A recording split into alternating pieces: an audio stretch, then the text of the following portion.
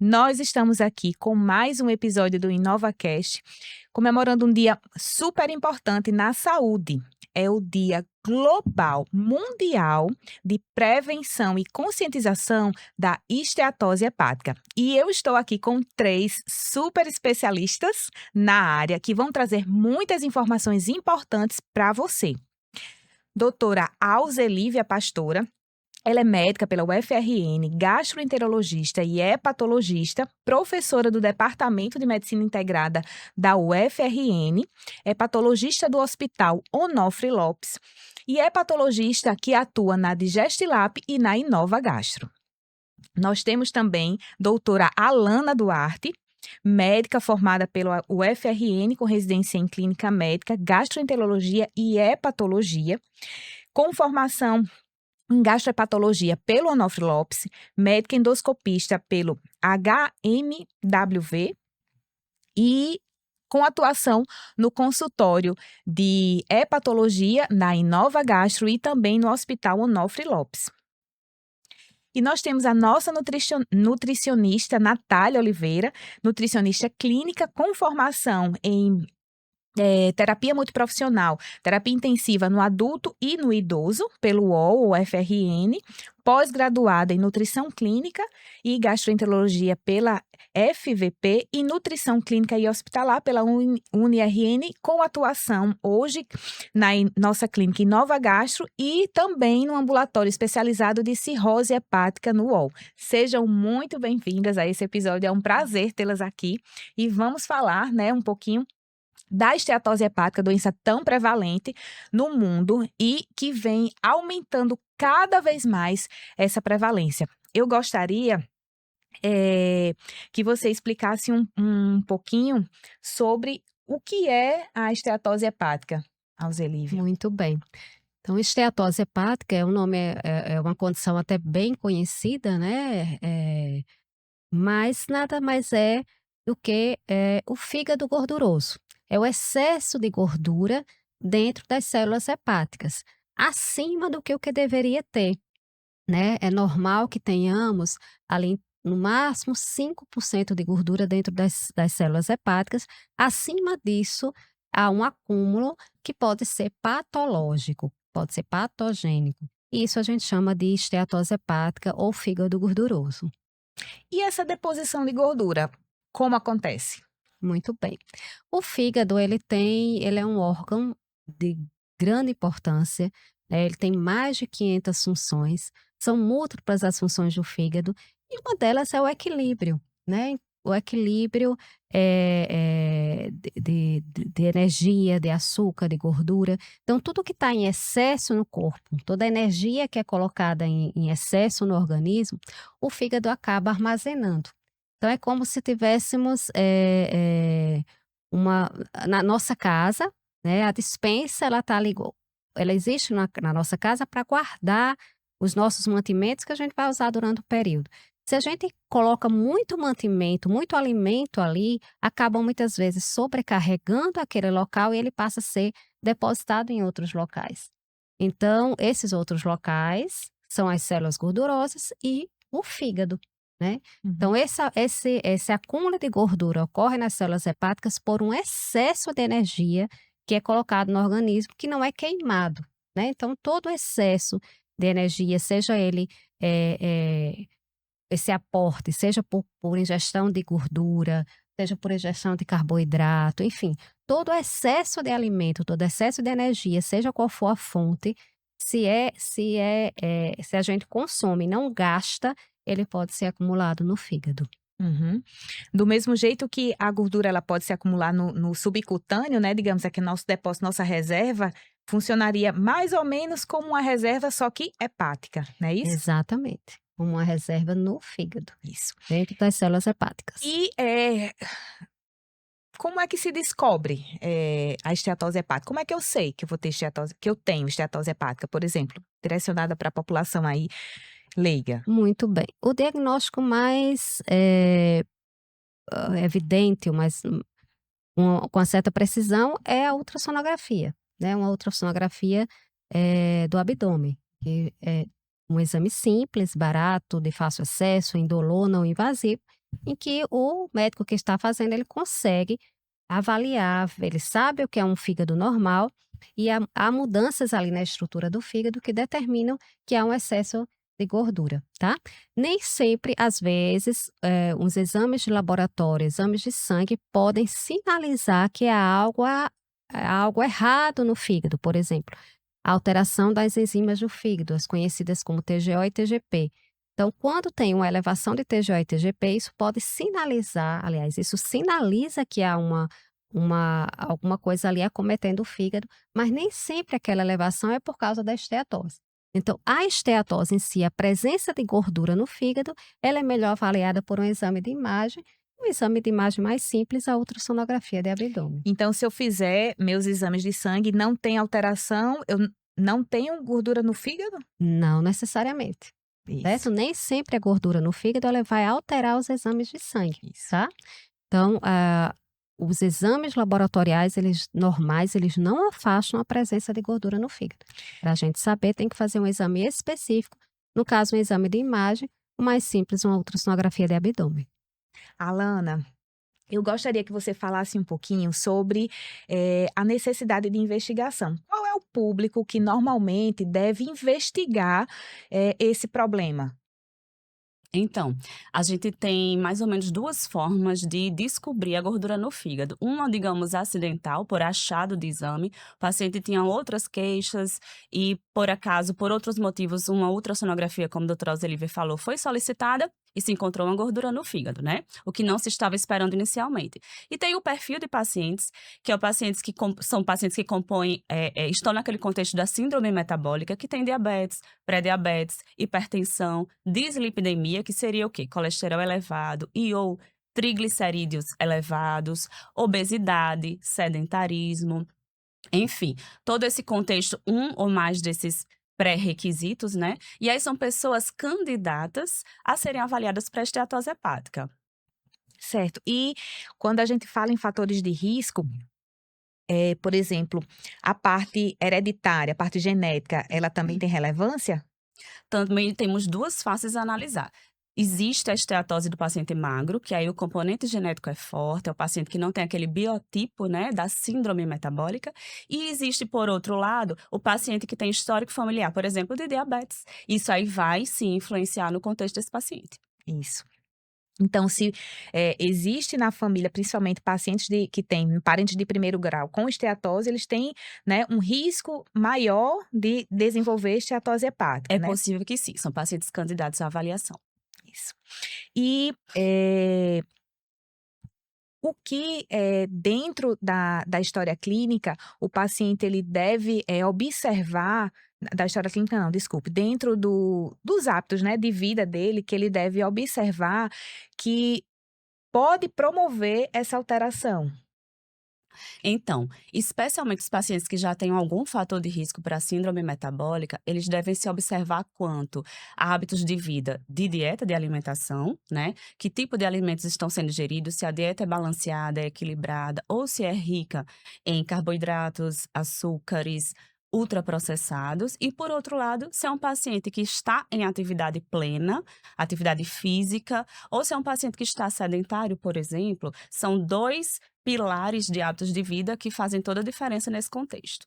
Aproveitando esse gancho, eu queria que Natália falasse um pouquinho justamente sobre isso, sobre, a interferência, né, o papel, né, alimentar no desenvolvimento da esteatose hepática, né? Sim, é muito comum, os pacientes com a esteatose hepática ter os hábitos alimentares, o consumo alimentar exagerado, né, serem pacientes que comem ou consomem mais energia do que gastam no dia a dia. É muito comum que a gente trabalhe sentado. E aí, para a pessoa que gasta menos, a necessidade calórica é menor. E aí, outra coisa que é muito comum são os pacientes que não têm horários certos para alimentar, que pulam muitas refeições no horário da manhã, e aí quando chega de noite em casa com aquela fome, aquela busca enorme por comida e comem pratos, refeições extremamente calóricas exatamente no horário que deveria ir dormir, que o corpo iria descansar. E aí esse corpo vai fazer o quê? Vai estocar. O paciente não vai dormir depois dessa refeição, ele não vai gastar, não vai ter nem o trabalho psicológico ali do trabalho mesmo, né? De uma leitura, de resolver problemas, que isso também muda a forma com que o nosso corpo gasta energia, Uhum. né? Então, os horários, a rotina de refeições, que muitas das vezes é duas grandes refeições no dia, a qualidade desse alimento, os excessos de gordura ou os alimentos que são os ultraprocessados, ricos em sal, ricos em gordura, ricos em carboidratos refinados, né? As farinhas, os pães, a massa da pizza, né? Enfim. E também outra coisa são, como eu falei, os produtos industrializados, que aí tem um caráter um pouco mais inflamatório, que aí o nosso corpo, né, tenta equilibrar tudo isso, não consegue, e aí o fígado, para se proteger, ele vai criar moléculas de gordura para guardar essas toxinas todas, e aí o processo da esteatose, ele é ativado com maior força, né? E esse exagero que você fala, fale um pouquinho dos grupos alimentares para os pacientes entenderem de forma mais detalhada, porque muitas vezes, por exemplo, os pacientes acham que por não consumirem, não consumo tanto ultraprocessado, mas eu vou consumir alguns produtos, por exemplo, de sucos, né, Sim. ricos em açúcar, frutose, que não, mas é natural. Por que eu não posso consumir? Também é um problema? Fale um pouquinho sobre essa visão. Com certeza. Quando a gente fala de aporte energético no corpo, a gente fala dos macronutrientes, que são os nutrientes que trazem essa carga de energia. E a gente fala dos carboidratos e os açúcares de uma forma geral. Nós falamos da proteína, que é o comum chamado aqui da mistura, né? No dia a dia. É. E temos a parte lipídica, que entra tanto a gordura animal como o lipídio, que são os óleos vegetais. E aí, quando, por exemplo, os pacientes trocam o alimento íntegro, como uma fruta, por um suco, aquele suco, o que o paciente faz? Ele pega aquela fruta, corta, coloca no liquidificador, adiciona água e açúcar, e aí peneira, tira a fibra, que é o que traria tanto a parte da saciedade, como faria esses açúcares serem absorvidos de forma mais lenta. Uhum. E aí o paciente não, por mais que tome, sei lá, 300, 400, 500 ml de um suco, não chega à saciedade, mas em compensação é um copo de um suco extremamente calórico. Então, normalmente esse paladar do paciente é mais adocicado, ele não encontra satisfação no açúcar natural das frutas, né? Não é o suficiente para ele, porque tá com esse paladar viciado dos alimentos ultraprocessados. E normalmente o ultraprocessado, ele vai ter uma quantidade maior de gordura, porque a gordura tem o poder de aromatizar. Ela segura aromas, sabores. Então, essa pessoa normalmente tem tanto o desejo maior pelos alimentos fritos, né? Que foram ali mergulhados em óleo. E por alimentos que são muito ricos em açúcar também, por causa da questão do paladar, né? Mais adocicado do desejo pelo doce. E assim, falando um pouquinho evolutivamente, nós, seres humanos, somos acostumados. O cérebro da gente, ele trabalha, né, assim, no sentido para reservar energia. Só que ao longo dos anos, a gente foi cada vez mais diminuindo o gasto energético na movimentação, né, do dia a dia.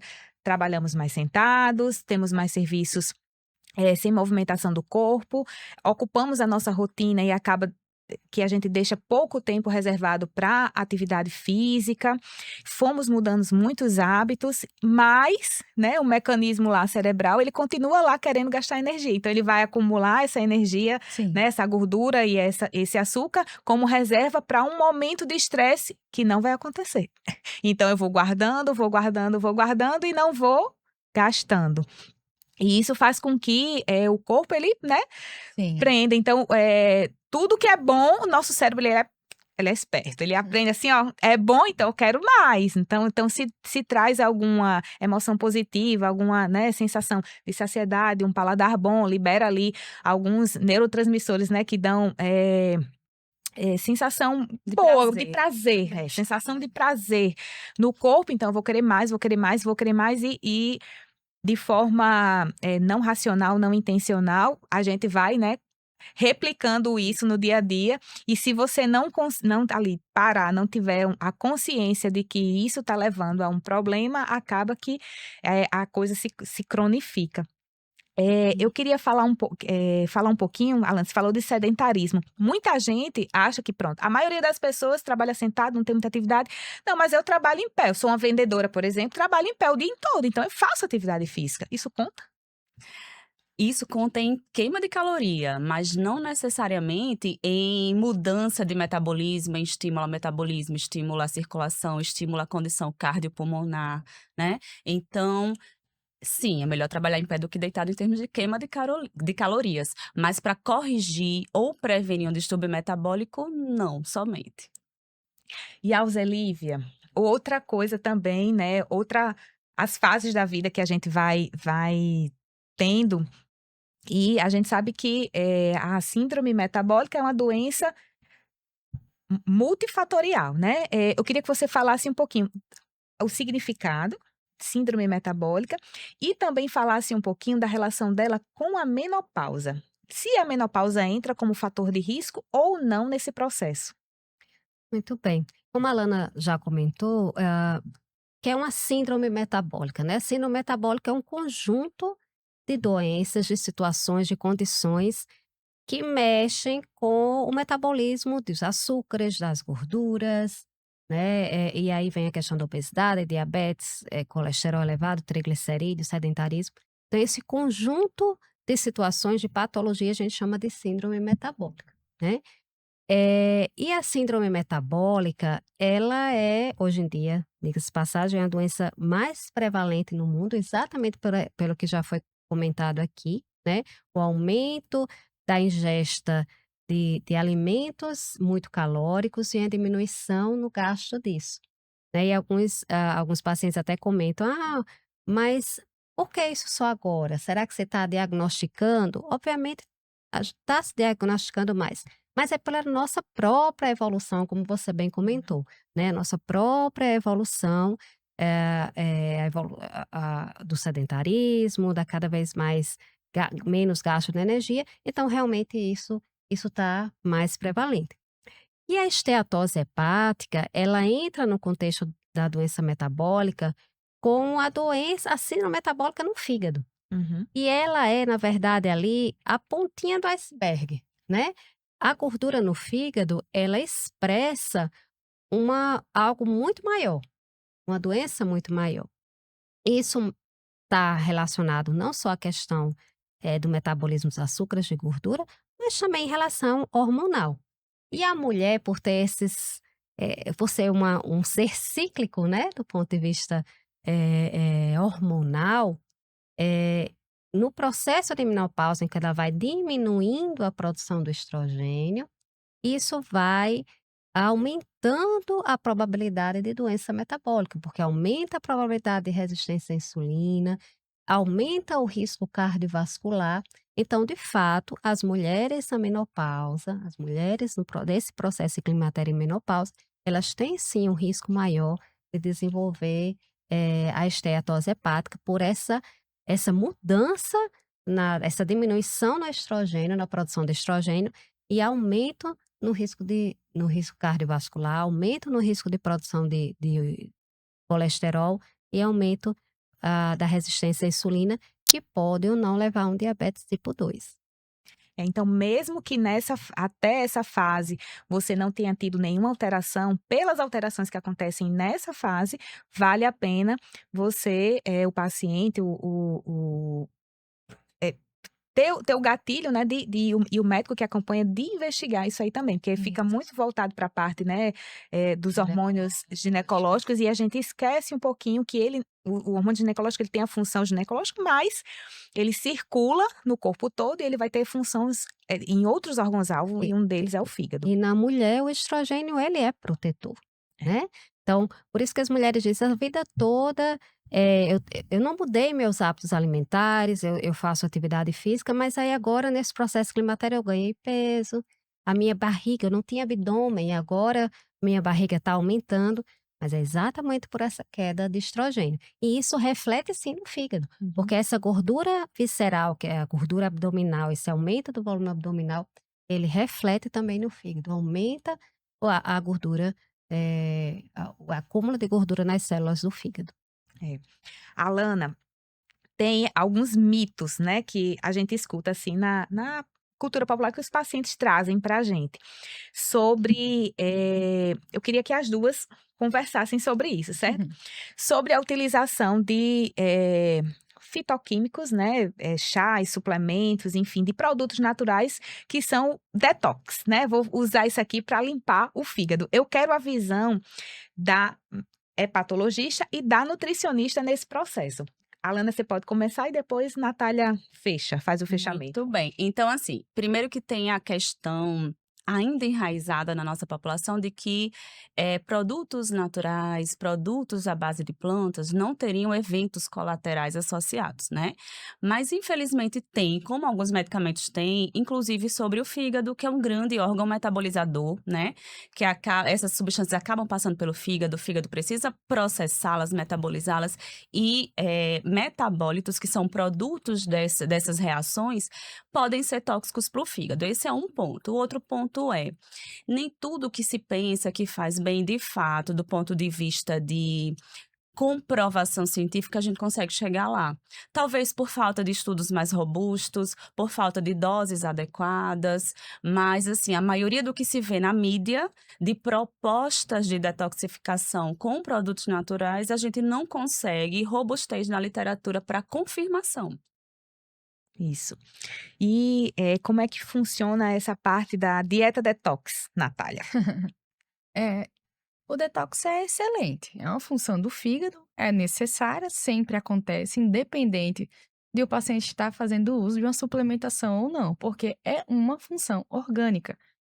Agora, é óbvio que o fígado precisa de alguns tipos de nutrientes, substâncias, para que esse processo aconteça de uma forma a contento, né? Uhum. E aí muitas pessoas usam essa informação e acabam usando uma quantidade muito grande de substâncias, de alguns alimentos, para poder ajudar o fígado a fazer aquele processo. Mas imagine só que nós vamos a um mercado fazer compras e temos 2 sacolas. A gente consegue carregar um peso específico. Se alguém quiser colocar segure mais sacolas, em vez de a gente ir fazer uma coisa boa, comprar aquilo que a gente precisa, ir para casa e se nutrir, a gente vai ter um peso exageradamente grande ao ponto de a gente não conseguir carregar. E é isso que acontece muitas das vezes com o fígado. Se coloca muitas substâncias por meio de cápsulas em vez do alimento, porque o alimento, Deus é muito perfeito em tudo que faz, colocou quantidades ótimas nos alimentos, né? Para que traga benefícios e não malefícios. No caso dos suplementos, essas substâncias, elas vêm muito concentradas. E aí a gente vê pessoas como a Luna estava falando, que pensam que tudo que é natural, ok, é natural, mas use no dia a dia de forma controlada, não faça daquilo um superalimento, uma substância mágica que vai resolver. Por exemplo, é sabido que vários chás são mais digestivos. O boldo, né? Enfim. E aí a pessoa fazer o uso de uma xícara, uma vez ou outra. Mas o que a população faz? Não, vou fazer 1 litro, 2 litros, vou deixar dentro da geladeira, vou tomar durante o dia, né? Isso Vou que o pessoal... substituir a minha água pelo chá. E aí, é nesses excessos que a gente peca e sobrecarrega o nosso organismo. É como está acontecendo, na verdade, com a cúrcuma. Sim. A cúrcuma era utilizada como o quê? Um tempero. E aí, na natureza, ela tem um potencial de ser absorvida no nosso corpo, mas não tem uma absorção maravilhosa. E aí a gente sabe que a cúrcuma ela tem um poder anti-inflamatório interessante, tudo bem. Só que aí descobriu-se que usando ela junto com a peperina, aumenta em 20 vezes essa absorção. E aí, não bastando isso, vamos colocar numa dose super grande para poder potencializar. Quer dizer, a gente sempre tem que dar um jeito, pensando que a maior dose é a melhor dose, e na verdade o que está se fazendo é o efeito contrário. Assim como a falta, o excesso é prejudicial. Então, tudo com controle, com doses baixas, no dia a dia, como um tempero, por exemplo, é super interessante. Mas a gente fazer o consumo de cápsulas 3 vezes ao dia, porque é bom anti-inflamatório, né? Sem uma indicação de um nutricionista, de um profissional, de um médico, quer dizer, traz riscos importantes à saúde e especificamente à saúde do Do fígado. fígado. E assim, a chave de tudo isso é saber as necessidades de cada paciente, a condição daquele paciente, o que ele já traz de doenças, quais são os objetivos de vida dele e procurar o profissional nutricionista, né, para repor o que for necessário, para colocar ali substâncias no organismo que de fato sejam bem aproveitadas, né, que possam ajudar o nosso bom funcionamento do fígado, sem excessos, sem exageros, sem incorrer em efeitos colaterais significativos. A gente já teve casos de insuficiência hepática fulminante por substâncias plantas medicinais, em que o paciente precisou recorrer a um transplante de fígado. Então, assim, tudo com moderação, tudo com acompanhamento personalizado, profissional, né? Os pacientes não são iguais, não é a mesma dieta que para um serve para outro, na mesma quantidade de uma substância, seja medicamentosa, seja fitoterápica, que vai servir para todos. É Exatamente. aquela máxima, né? A diferença do remédio para o Isso. veneno é a dose. Exatamente. Então, lembrando que, só corroborando, não é porque é natural que não é isento de risco, tá? Então, Exatamente. muito cuidado, inclusive, com os chazinhos que a gente toma. Então, tomar um chá porque se gosta, tomar um chá porque eu estou empachada, aliviou aquilo ali. Mas tomar um chá como remédio no dia a dia, a gente pode estar atrapalhando mais do que ajudando o fígado, Eu né? queria apenas complementar uma informação que eu acho que é essencial. Algumas pessoas plantam essas ervas em casa e muitas vezes achando que é aquilo e é outro, Sim. né? Outra Sim. planta. É natural, eu planto em casa, né? Uhum. Tem isso. E a questão de onde se compra essas ervas, né? A pessoa vai, por exemplo, numa feira onde se coloca essas ervas secas num saco que é colocado no chão, que não foi bem armazenado. Quando tá terminando ali naquele saco, em vez de jogar esse fora e colocar um outro mais higiênico, não, se coloca por cima do outro. E aí, sem um armazenamento correto, existe um risco muito grande de contaminação por fungo, de aquele ambiente estar muito contaminado com micotoxina. Existem várias micotoxinas que elas se comportam no nosso corpo como um like estrógeno, né? Que às vezes se faz o exame de sangue, o estrógeno tá ok, mas o paciente tem vários sintomas ou até diagnósticos de doenças que são dependentes de estrógeno, Uhum. né? E muitas das vezes é o quê? O mau acondicionamento de ervas, de alimentos de uma forma geral. Então, pensar na segurança de qual comprar para o uso adequado, além do uso adequado, né? Aonde se compra, se proteger em relação a tudo isso também é super importante. Olhar se o local tem regulamentação, olhar o tipo de higiene, né, do local, Sim. né, olhar também se a empresa é uma empresa, certificada, né, para funcionar de maneira adequada, então tudo isso é importante. Não só para chá e suplementos, enfim, mas como tudo na vida, né, como orientação na vida. E também, eu tenho gordura no fígado, mas assim, meu TGO e TGP tá normal, então eu posso levar uma vida normal. Isso é verdade? Não, isso não é verdade. Quando o TGO e TGP ele aumenta, até ajuda a gente identificar, olha, isso aqui já não está bem, não está certo. TGO e TGP, o que é o TGO e TGP, né? São enzimas que estão dentro da célula do fígado. Então, há uma quantidade normal que ela deve estar no sangue. Acima dessa quantidade normal, isso indica que alguma coisa está agredindo a célula do fígado que está liberando essa quantidade a mais para o sangue. Então, assim, quando a pessoa tem uma esteatose, uma gordura no fígado e está com a TGO e TGP elevada, isso realmente indica que está havendo um processo inflamatório. Mas o contrário não é verdadeiro. Às vezes, você pode ter a gordura no fígado e ter TGO e TGP normal, tá? E ainda assim está tendo inflamação. Isso ocorre porque a própria alteração desse TGO e TGP é cíclica, né? Uhum. Então, pode ser que você colheu num dia que estava normal e também por vários outros fatores. Então, o fato da TGO e TGP normal, diante de um contexto de gordura no fígado, não afasta processo inflamatório. E, inclusive, pode até indicar já um processo tão avançado, né, que já teve tanta agressão, que já fibrosou, que não tem mais nem TGO e TGP para liberar. Então, daí existem outras avaliações que precisam ser feitas para avaliar se há inflamação no fígado associada a essa gordura. E Alana, depois que diagnosticou, tá ali, chegou o paciente, fez a ultrassonografia, tenho esteatose hepática, e agora? O que é que ele deve fazer? Qual é a necessidade desse paciente nesse momento? A orientação.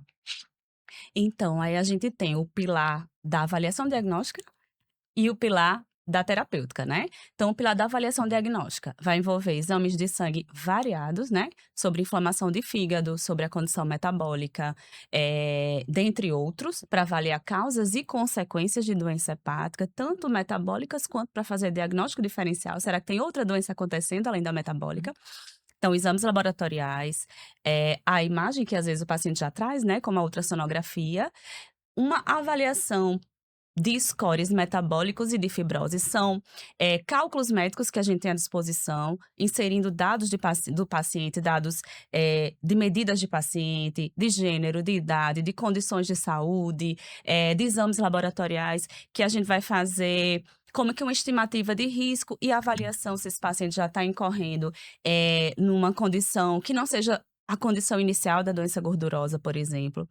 Tem a possibilidade de a gente avaliar a fibrose do fígado, que é justamente o acúmulo de cicatrização, é como se fosse uma avaliação de dano, né? Após inflamações recorrentes, né, de repetição ou contínuas por muito tempo, seja por esteatose ou outras causas, aí a gente tem a possibilidade de medir em grau o dano desse paciente através do grau de fibrose, né? Que aí pode ser por elastografia à base de ultrassonografia, elastografia por ressonância.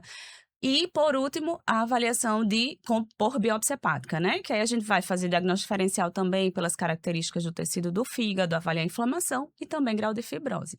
Esse foi o pilar diagnóstico. Né? Olha só como não é só uma gordurinha, né?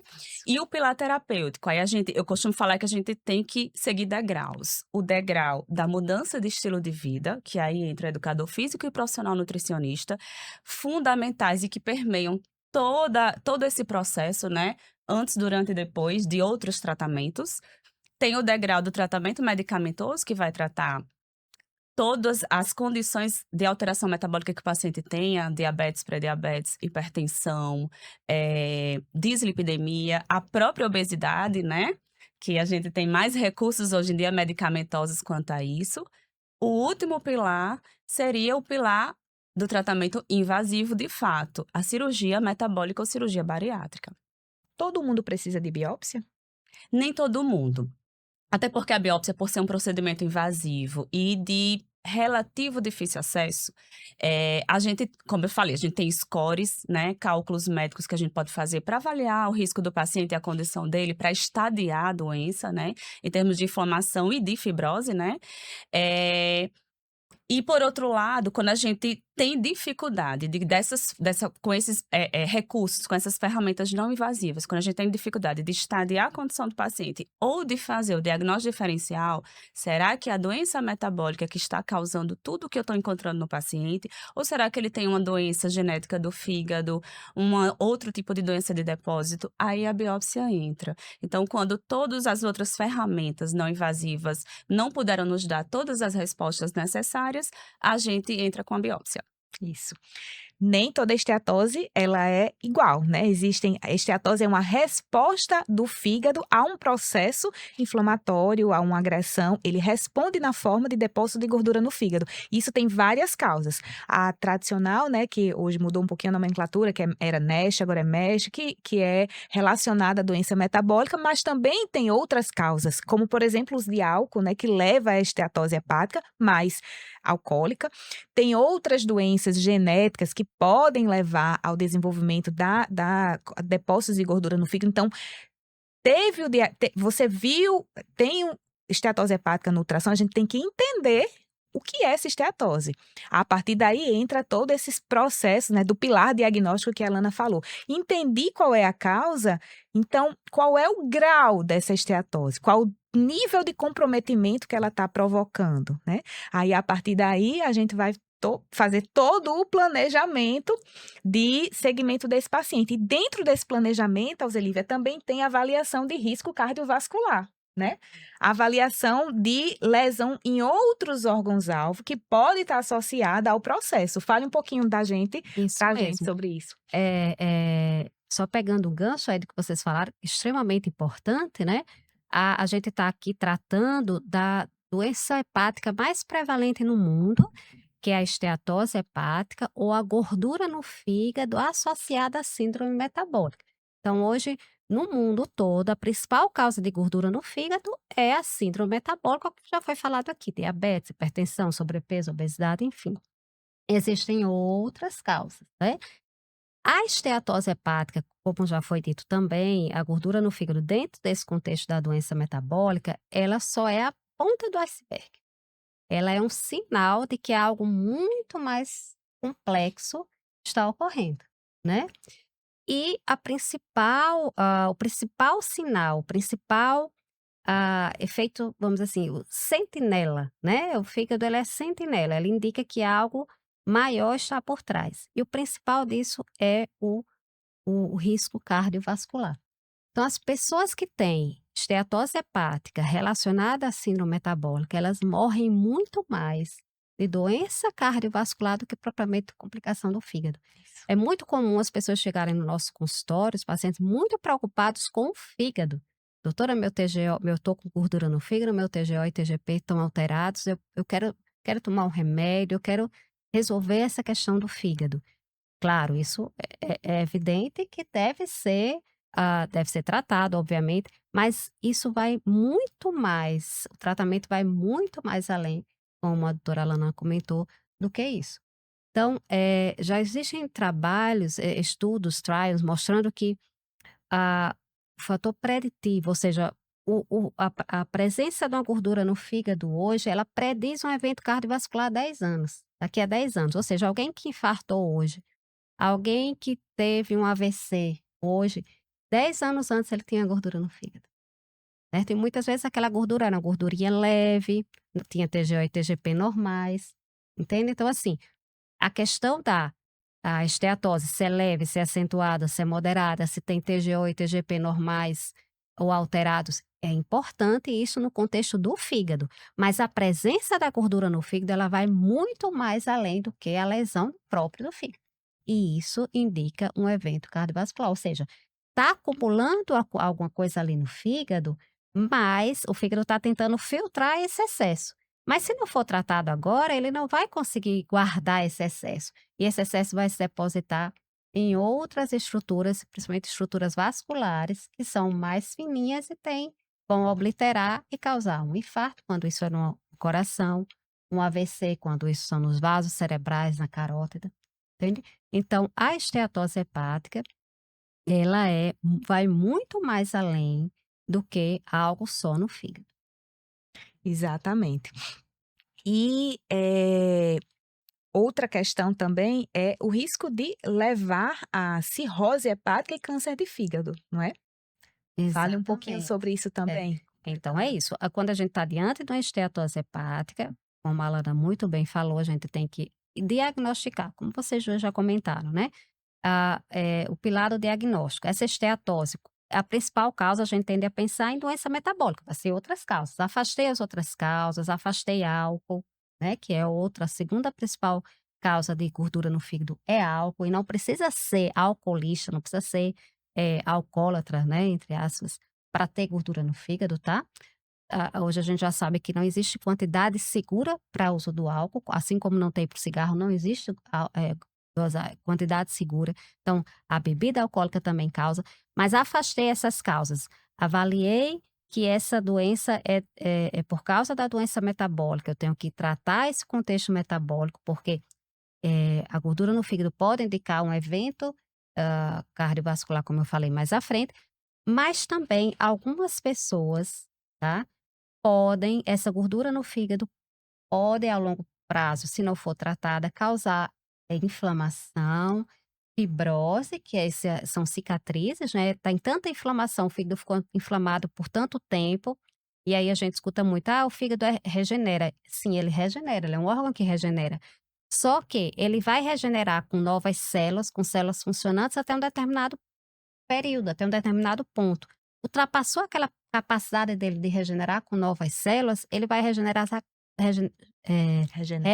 desculpa, com tecido fibroso, com tecido de cicatriz. É como alguém que sofre uma queimadura aí de segundo grau, vai regenerar, mas aquela pele não vai ser totalmente, não vai ter mesmo, né? Vai ser uma pele endurecida, vai ser uma pele fibrosada. É isso que acontece no fígado. E essa fibrose, ela tem vários graus, onde o grau 4 é a chamada cirrose. Então, o que é uma cirrose? Cirrose é um fígado cheio de cicatrizes. Isso vai levar a alteração na estrutura do fígado e vai mexer com toda a vascularização do corpo e também com o funcionamento do fígado. E o próprio processo inflamatório também causado pela gordura no fígado, ele é um fator oncogênico. Então, a esteatose hepática, ela pode sim causar câncer de fígado. Agora, entenda, não é todo mundo que tem esteatose hepática que vai ter isso, né? Há aquelas pessoas que têm um risco maior de desenvolver cirrose, aquelas pessoas que têm um risco maior de desenvolver câncer. Vai depender muito do contexto clínico, de modo geral, e, claro, do contexto também genético. De outros fatores de risco associados, né, também. Mas para desenvolver câncer de fígado, necessariamente ele tem que ter o fígado cirrótico já? Não. A maior parte dos cânceres de fígado, os cânceres primários do fígado, carcinoma hepatocelular, eles ocorrem em um fígado cirrótico. A cirrose por si só, ela é uma doença castogênica. Toda pessoa que tem cirrose tem risco de ter câncer de fígado. Mas a esteatohepatite, ou seja, a esteatose hepática, quando ela inflama o fígado, ela pode causar câncer de fígado mesmo sem passar pela cirrose. Então veja, como a Alana comentou, não é só uma gordurinha, né? Não só pelo risco local do fígado, mas também pelo risco mais complexo de eventos coronarianos, né? Evento cardiovascular, infarto, AVC, doença cardiovascular, doença de vasos, né? De artérias. Alana, voltando um pouquinho para o pilar tratamento, tem cura a esteatose hepática? Então, a depender do estágio em que o paciente chegue para a gente pode sim reverter, né? Pode ser que o paciente chegue para a gente no estágio de inflamação, né? Que é a esteatohepatite, sem danos, né, fixos, ou em progressão, né? Ou seja, sem fibrose ou com fibrose leve, até moderada, até o F2, até fibrose moderada, a gente consegue tratar o paciente, né? Organizá-lo como um todo, com dieta, com atividade física em primeiro lugar, com medicamentos quando necessário, e a gente acompanha, a gente pode reverter o quadro de esteatose, a gente pode reverter o quadro de inflamação e reverter até um certo estágio de fibrose, sim. Mas, revertendo, vou reformular a pergunta, certo? Ele chegou no estágio inicial, fez o tratamento, aí ele está curado. Ele não tem mais risco de desenvolver esteatose hepática? De forma alguma. Um paciente que já teve esteatose, ele vai ter algum componente genético, ele vai ter condições familiares e condições próprias, que se ele não se mantiver naquela modificação de estilo de vida que eu tinha mencionado anteriormente, que vai permear todo o processo, ele vai readquirir sim. O metabolismo dele vai novamente entrar naquela condição de maior acúmulo, de depósito, e a inflamação vem de novo. Alana, falando também sobre, complementando essa parte do tratamento, faz parte do tratamento excluir alguma coisa? Por exemplo, quem tem esteatose hepática pode beber? Pode consumir medicamentos de forma convencional, normal? Então, quem já tem uma condição de doença de fígado, a gente tem que tanto rastrear outras causas como eliminar, né, alguns outros fatores que possam contribuir para mais adoecimento. Porque mais de uma causa de doença do fígado vai acelerar o processo de inflamação e de fibrose.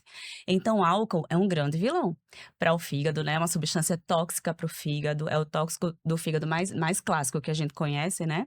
Então, assim, tudo se baseia em estadiamento da condição do paciente para a gente orientar se vai ser uma questão de moderação ou se vai ser uma questão de abstenção mesmo completa, né? A gente não tem como dizer uma dose segura de bebida alcoólica, por exemplo, que é um grande tóxico para o fígado. Então, para pacientes que têm uma condição leve, de pouco acometimento, que não tenha fibrose, por exemplo, hepática, e é jovem, tem uma vida social intensa, a gente tem que personalizar nossa orientação para o paciente, não é verdade? A gente não pode simplesmente proibir, você nunca mais vai beber bebida alcoólica, e aquele paciente pode se isolar socialmente, né? Pode incorrer em outras questões indesejáveis também. Mas assim, o uso moderado, não sistemático, né? Reduzidas quantidades e evitar, especialmente as bebidas alcoólicas de maior teor, né? Aquelas destiladas têm um teor alcoólico muito maior do que fermentados, como vinhos e cervejas. Mas aí você tem que ter cuidado com o volume. O destilado você já usa um volume menor, né? Habitualmente. Os fermentados você já usa mais volume. Então tem que equilibrar tudo isso. Para quem já tem um dano hepático documentado, né, um grau de doença do fígado já significativo, a gente pede que, de fato, tente entrar em abstenção, né? Porque senão a gente vai incorrer em maior adoecimento do fígado. Com relação a medicamentos, para quem já tem doença hepática estabelecida, a gente pede especialmente que evite anti-inflamatório não hormonal, né? Seria o quê? Cetoprofeno, ibuprofeno, nimesulida. Claro que vai ter situação que o paciente, monitorado por um médico, vai precisar de um curto, né, período de uso para uma condição específica, mas que não use de forma abusiva, não use de forma aleatória, nem sistemática. Então, se existe o desenvolvimento, né, de uma alteração, é porque existiu componentes, né, fatores de risco que levaram a essa alteração. E há muitas doenças, como a esteatose, são doenças consideradas crônicas no sentido de que se chega à normalidade, retira ali a gordura no fígado, faz o controle evolutivo, o fígado tá limpo, né, digamos assim, mas os fatores de risco, se eles não forem controlados, o processo volta, porque eles são inerentes, a característica é inerente do indivíduo. Falando desses fatores de risco e de um dos pilares essenciais do tratamento, eu queria que Natália comentasse sobre o papel nutricional nesse tratamento. Sim, vamos falar sobre isso, mas um pouco antes eu queria comentar um dado que eu acho super importante. O Journal of Hepatology, em 2023, publicou um material, assim, maravilhoso, falando sobre a epidemiologia de doenças no fígado. E na América Latina, eles colocaram lá que 40% da população adulta tem algum acometimento patológico do fígado. E aí entra como talvez o maior, o mais comum, o mais prevalente incidente, né? É a gordura no fígado. E assim, é uma doença que a gente não tem um sintoma de dor, um desconforto. Então é muito difícil do paciente dizer assim, hoje eu tô com uma dor no fígado. Foi da esteatose, não é minha esteatose, eu acho que é. Quando Não é assim. acontece uma dor nesse hipocôndrio direito superior, né, que normalmente se pensa em vesícula, em outras coisas, não se pensa em gordura no fígado, né? Uhum. E aí, um sinal claro, como as meninas estavam dizendo, as médicas estavam dizendo, é esse ambiente que deixa o paciente propício para desenvolver essa patologia. A nutrição entra como um dos pilares da saúde para a gente tanto evitar que a doença aconteça, quanto quando a gente pensa em uma solução, em solucionar. E aí, quando a gente fala sobre os pilares da medicina de estilo de vida, né? Uhum. Nós temos a boa hidratação, temos o sono de qualidade, uma alimentação equilibrada, né? Temos o controle do estresse. Agora, tem se falado muito sobre a parte da espiritualidade, Sim, né? Isso. O último guideline de diabetes, da cardiologia, tem capítulos falando sobre a importância da espiritualidade, porque a pessoa que tem fé, que ela acredita em algo maior que pode intervir num momento de sofrimento, de dor, né? Isso traz uma certa paz para a pessoa, regula a ansiedade e tudo mais, e tudo isso interfere na nossa saúde como um todo, assim como a atividade física, o exercício físico, que ajuda o nosso corpo a produzir hormônios do bem-estar, né? Então, isso nos ajuda também no controle dessa doença, na melhora desse perfil de saúde do paciente. Na nutrição, o perfil dietético mais estudado para doenças metabólicas e, no caso também da gordura no fígado, é o perfil da dieta mediterrânea. Uhum. O que seria, como identificar essa dieta mediterrânea? Ela é rica em hortaliças, que são os vegetais, as frutas, né?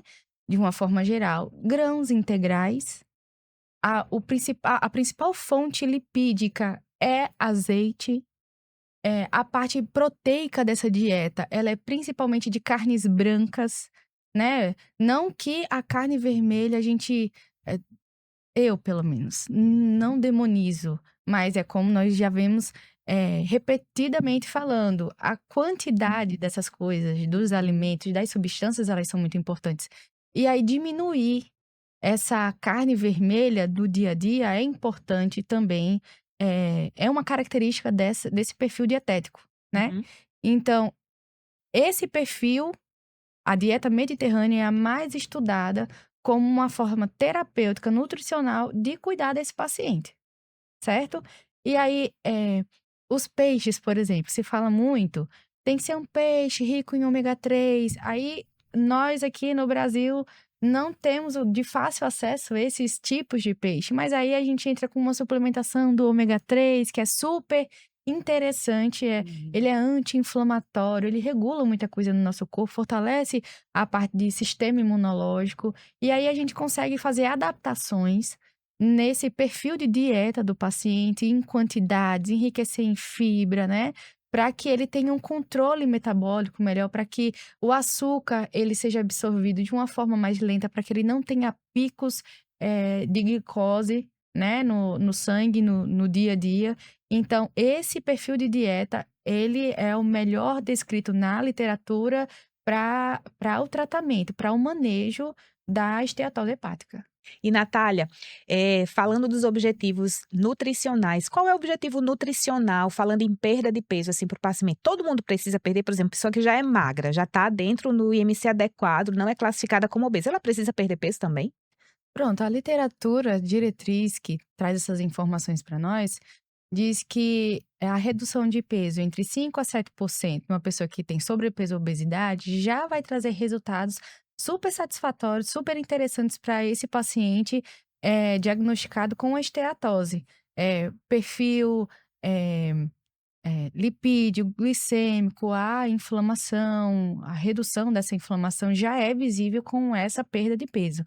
Para os pacientes que têm também o diagnóstico de esteatose hepática, mas tem um perfil mais magro, né?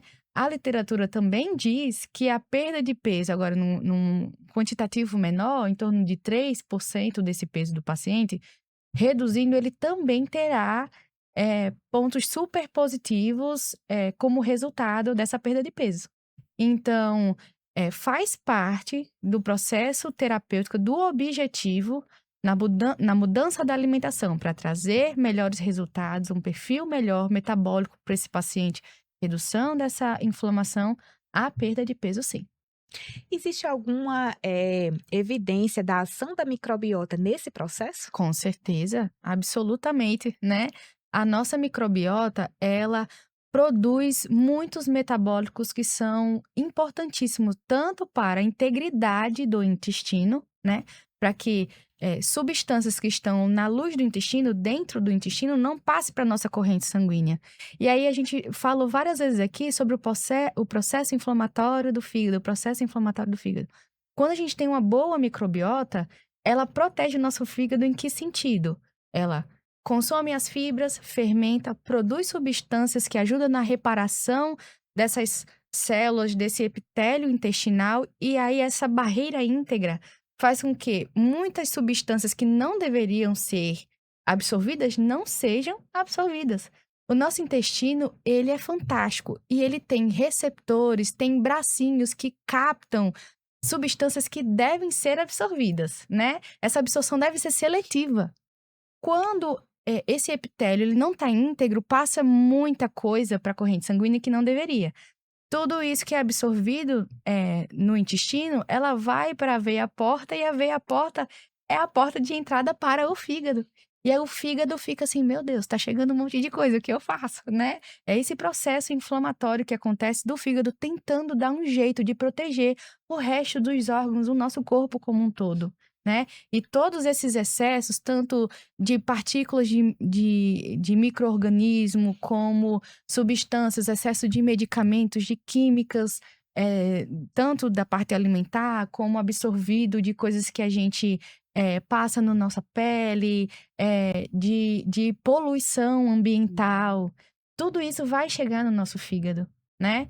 Então, quando a gente tem uma microbiota forte, a gente tem um sistema imunológico melhor, nós temos barreira, a gente protege o nosso fígado, e aí a gente melhora muito esse perfil, esse risco do fígado se manter inflamado, né? E aí a gente consegue essa barreira e proteger esse órgão tão precioso. Perfeito. E a Alzelívia, tem algum medicamento que tire lá a gordura do fígado? Não, esse remédio, ó, ele foi aprovado, ele vai lá no hepatócito, tira a gordura do fígado e resolve o problema. Existe isso? Ainda bem que sim, né? Por muito tempo, não, né? Na verdade, como muito já foi dito aqui, o ideal é que se evite, né, e se trate com mudanças de estilo de vida, porque, quando a gente fala em mudança, é mudança, não é só um período. Essa é uma doença com características crônicas, então, uma vez que eu mudo meu estilo de vida, eu me alimento melhor, eu faço atividade física, eu me hidrato bem, eu durmo bem, né, isso é o básico, gente, né. Então, eu consigo, muitas vezes, resolver isso e manter, né.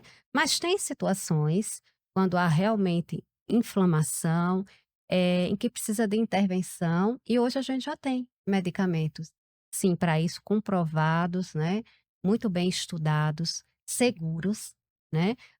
Obviamente não é para todo mundo, não é todo mundo que precisa fazer, mas a gente tem sim, né. A semaglutida, uma medicação que foi criada inicialmente para tratamento de diabetes, hoje já se usa para obesidade e, os estudos mostraram que ela age no fígado lá, independente da perda de peso que ela pode causar, ela age desinflamando o fígado e ajudando nesse processo de retirada, mas ela sozinha não resolve, né. Até porque ela vai resolver, mas enquanto uso, é como um remédio para hipertensão, um remédio para o diabetes, ele vai agir enquanto ele está sendo Utilizar. usado, utilizado. Uma vez que eu tirei, vai voltar. Então o ideal é que isso se acompanhe realmente de mudança, né, mudança de estilo de vida, mudança, eu vou mudar, eu comia errado, eu vou comer melhor, eu vou fazer atividade física, né, então é esse conjunto. É. Lembrando, como a Alana falou, que o tratamento medicamentoso é um pilar do tratamento, ele não é uma forma de tratar. Então, se um pilar, imagine uma casa ela tem, para o alicerce dela ser mantido, ela precisa de vários pilares estruturais. Se você mantém um pilar, mas todos os outros não estão íntegros, essa casa ela não vai ficar em pé. Então, o uso apenas da semaglutida, hoje vem se disseminando cada vez mais, né, nos últimos 2 anos principalmente, com esse objetivo, mas ela sozinha não faz milagre. Então, sozinha ela não vai ter a ação necessária para o tratamento eficaz. E, falando um pouquinho sobre a forma de, né, fechamento aqui, sobre a forma de prevenção, né, as mensagens finais que eu gostaria que vocês falassem um pouquinho sobre, cada uma falasse, assim, de um dos pilares, específicos da mensagem final que vocês gostariam, nesse dia, de levar a todos os pacientes, não apenas aqueles que já têm diagnóstico, mas aqueles que ainda não têm diagnóstico. Lembrando que, como Natália falou, é uma doença que muito silenciosa, então dificilmente você vai ter um sintoma que leve você a pensar que tem esteatose hepática, né? Normalmente é um achado, né? A gente vai fazendo ultrassom de controle, ultrassom preventivo, enfim, para as pessoas que fazem, por algum outro motivo, vê lá a gordura no fígado e acha, né? E a partir daí vai em busca de tratamento, mas que muita gente ainda é subdiagnosticado, né? Porque não sente nada, então não vai ao médico, tem lá os fatores de risco, mas não tem nenhum sintoma, então tá tudo bem. Se eu não sinto nada, tá tudo certo, e nem sempre é assim. Então, gostaria que cada um, começando por Natália e finalizando aqui com a Alzelívia, deixasse a mensagem final para esse público nesse dia tão importante. Sim. O que eu tenho para dizer em relação a isso é, já que não existe um sintoma clássico, observe os sinais. Seja atento ao seu ambiente, né, a sua forma de se alimentar, o seu estilo de vida.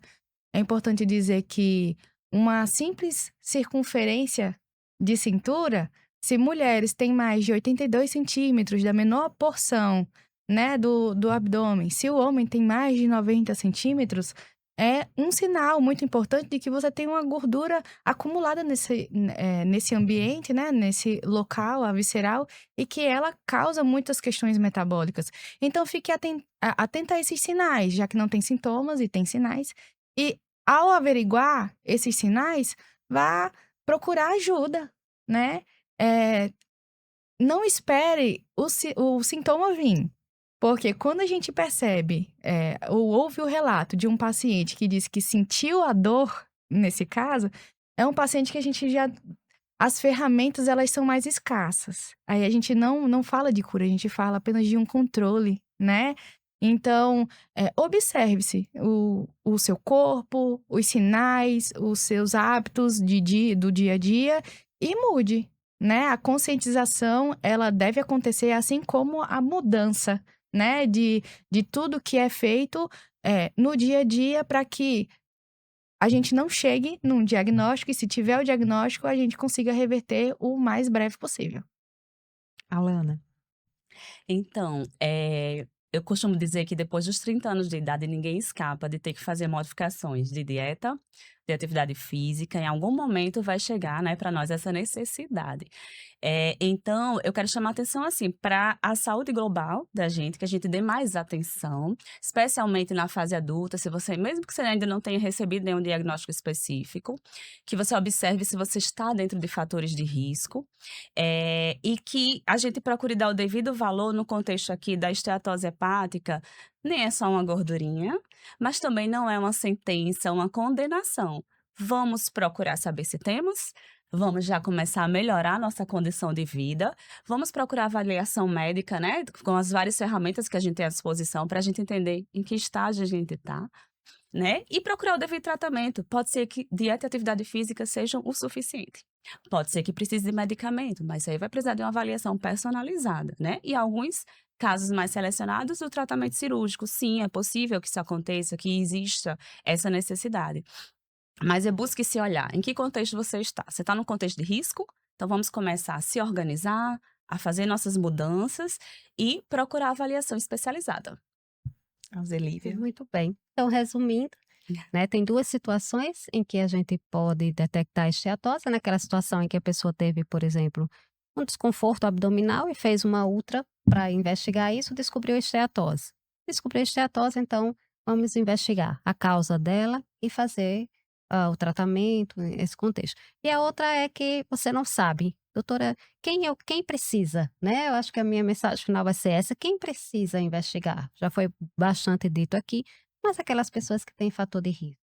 Diabetes, colesterol elevado, hipertensão, triglicerídeo elevado, sedentarismo, obesidade, tá? Então, assim, vou deixar aqui uma frase que é um pouco polêmica e um assunto para a gente discutir no outro momento. Obesidade é doença, tá? Não existe, vai além de estética. Eu sou gordinho, eu tenho sobrepeso, eu sou obesa, mas eu sou feliz, eu sou saudável. Tudo bem, mas é uma doença.